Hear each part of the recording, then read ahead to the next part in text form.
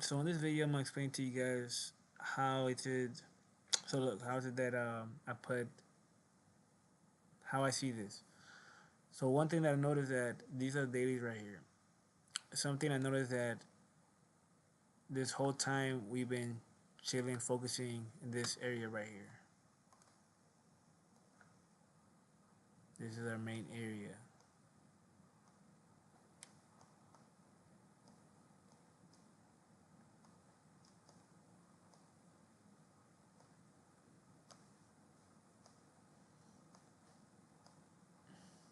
Okay.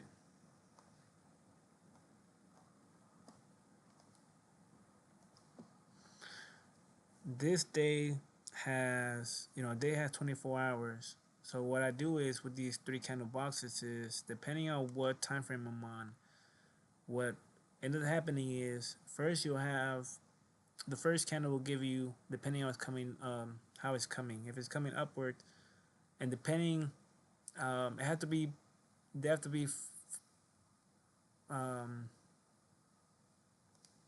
they have to be perfect because you want to get a perfect one. Like for example, one not right here, but you got one right here. You got this one right here. But I noticed on SPX it's very happy just because of how ugly the candles end up starting or whatnot.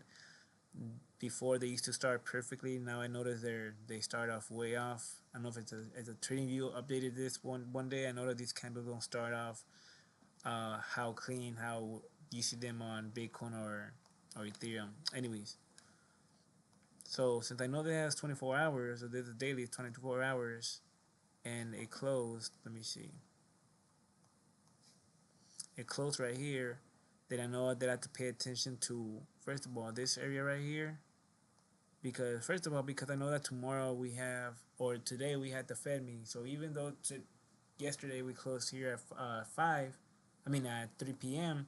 Arizona time, I still understand that hey, if we maintain this region right here, we should because tomorrow the Fed. So we're looking forward to it. So we go to the 12-hour candle, and then notice how yesterday. This is what I noticed how it's hanging right here this whole time. And then not just that, but it was trying to create support above this 8-hour Fibonacci, which as yesterday was dropping, and all of a sudden I see do this, I was like, oh, okay. We're gonna end up. This is gonna be our. This is gonna be our bottom. Let's say this is gonna be our bottom, and then from here we're gonna still going up. The fact that we had a three candle box on the daily right here, and this is and so and I knew that throughout the night it was gonna start rallying. You see right here Tuesday, we're coming to the nighttime, and normally around 11:45, no 11:30 to 12 o'clock ish because we close the four candle at 1 o'clock. No, that's crypto. We close a four candle at 3, so I know that and it opens at 11. So I know that by 11:45, 12 ish, the market needs to go for the move. And the fact that around that time, instead of breaking on down, show me okay, we're gonna go on down throughout the nighttime, and then we're gonna pick up maybe around 3, 4 in the morning as we get closer to the market opening when anticipating the data being released and everything whatnot.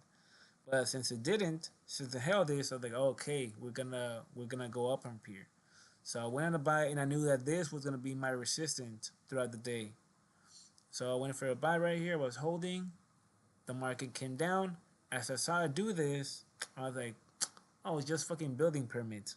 So what the market will anticipate on doing is, you think because the building permit came out bad and the market reacted this way, traders, day traders, especially the one that barely start, they go for a sell. Oh, it's gonna go down. But think about it then, like we got these two Fibonacci's right here, so you wait. You wait. It came at 6:30. The market opens at 7:30. You let it breathe. You let it shake. You let it all emotions out, and by 8 o'clock or so, 8:30, an hour later, it should start ex- uh, um, correcting itself, and it actually goes for the real move.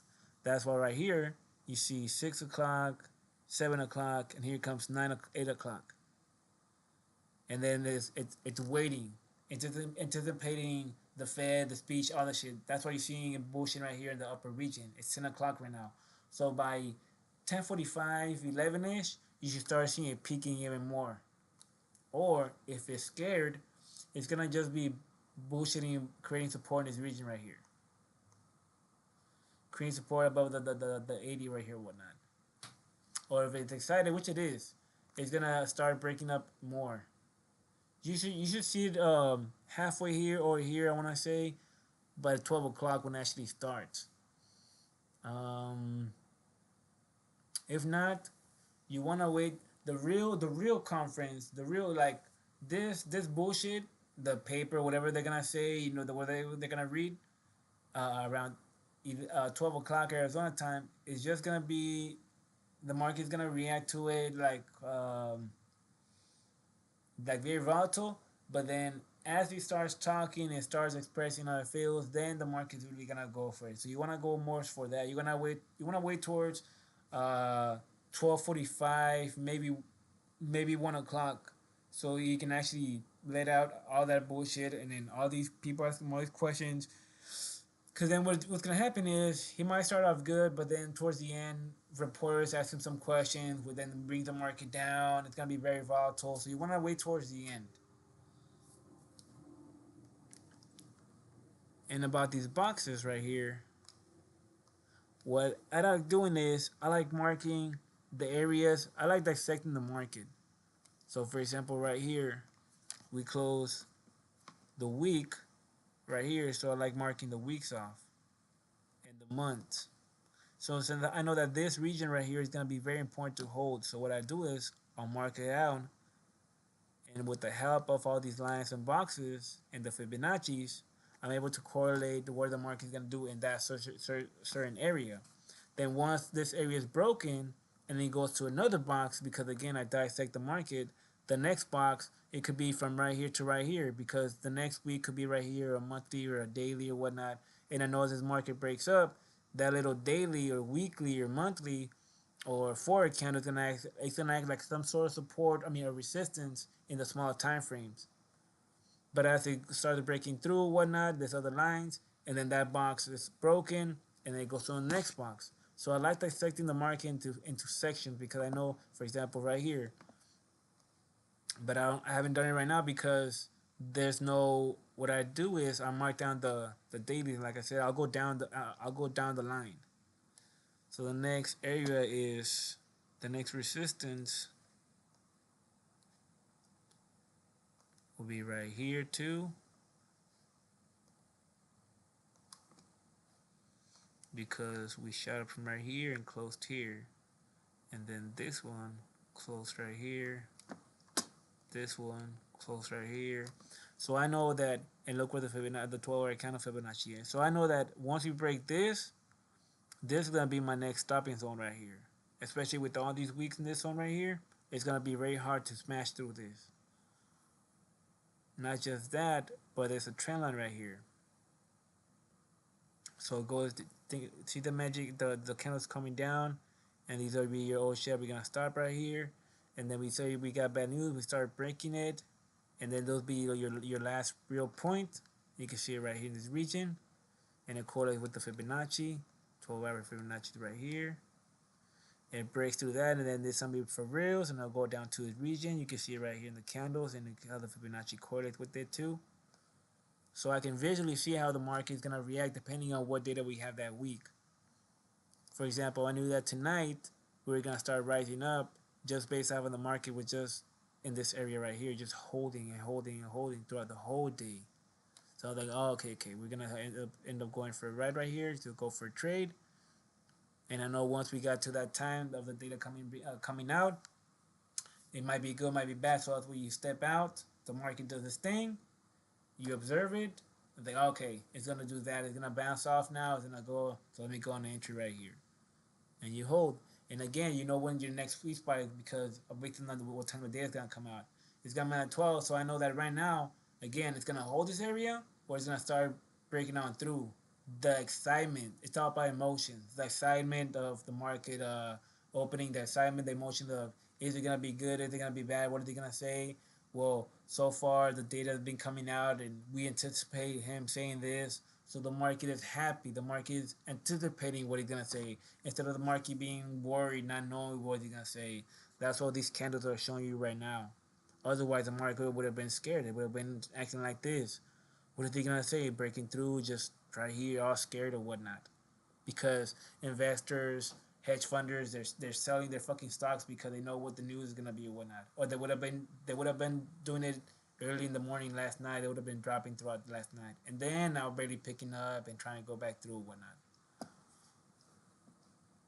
All right, so that's it. Yeah, see, that's it for SPX, you guys. Hopefully that made sense, and that's why I have these circles in here, and whatnot. You'll see them through the whole chart, and there's how my graph normally looks. This is SPX2, I believe, or the SPX.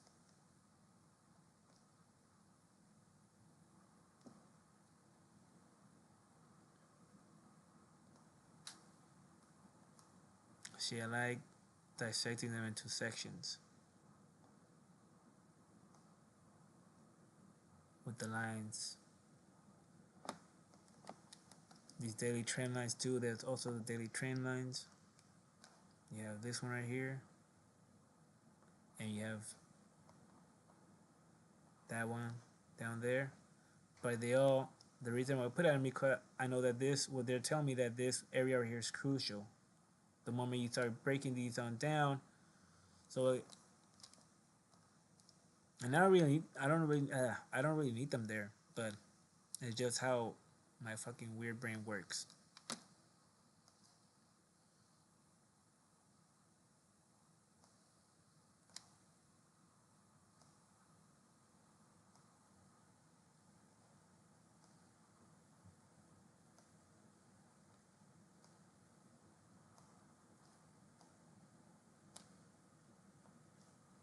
So as the market comes down, this should be like a cushion, and then start breaking through on this, depending what he says. Get scared, go back down here, because this is still part of an 8-hour candle. So see this candle. So this candle, I think, is gonna close at the same time the market closes. So if the Fed does talk, this will be your crucial time to go on a nice sweet sell. And even if it's, let's say the paper whatever comes out and it goes down below this Fibonacci, once he talks and starts saying good shit, and we're down here, again, this is gonna be the area to go and pay attention to because this is your cushion right here. This is what the indicator is telling you. Hey, if we do go down, this is your cushion right here. So if we end up holding or whatnot, and it's 12:30 or because he's gonna talk at 12:30. So if I 12 no no he's gonna talk at yeah 12:30 I believe. Wait, yeah, till 12:30. So by yeah, but right now it should be picking on up, breaking out of this box, and by damn, it's gonna be interesting. This is gonna be very interesting. If you do go down at 12, let's say 12:45, halfway through his talk, we go down here, and by 1 o'clock, 1:20, we start recuperating because he's saying good shit. That this is gonna be your sweet spot to go on a buy as the 8 hour continues and completes. You're gonna go to the 8 hour candle, and then it's gonna start turning green from here on up, especially on this 8 right here. So that's very important to remember. That's why I have it right there in case it goes down. I can remember. Hey, this is where that 8 hour candle is at, or that 3 candle box for the 8 hour candles at, and then with the Fibonacci are at. So if it does go down, it starts recuperating on here, and it's 12:30 and it's 1 o'clock, and you're saying good shit about the market now, go for a buy right here. That's what this is telling me right here. In case that happens. All right, too much. Brian Seacrest, saying there's another one. Or is another 8 hour candle right here, 3 candle box. And this is a sweet one that you wanted to go in. And you can see how it goes down here. There's one candle, the second one, and the third one. You see how I was inside, and then at the end, a 12 8-hour candle started breaking on through. Damn, sweet, sweet, sweet. So that's why I like finding these three candle boxes right here. These three candle boxes. But especially when they're in the bigger time frame, especially like this one right here, the weekly is occurring three candle box. That's why this bitch is gonna fucking blow up. See this as just money piling up, money piling up, piling up, piling up, piling. It's like filling up anything, just filling up something to explode. That's pretty much what's happening right here. All right. Anyways, I'm out. There's Brian Seacrest signing out. Oh shit, round one, people.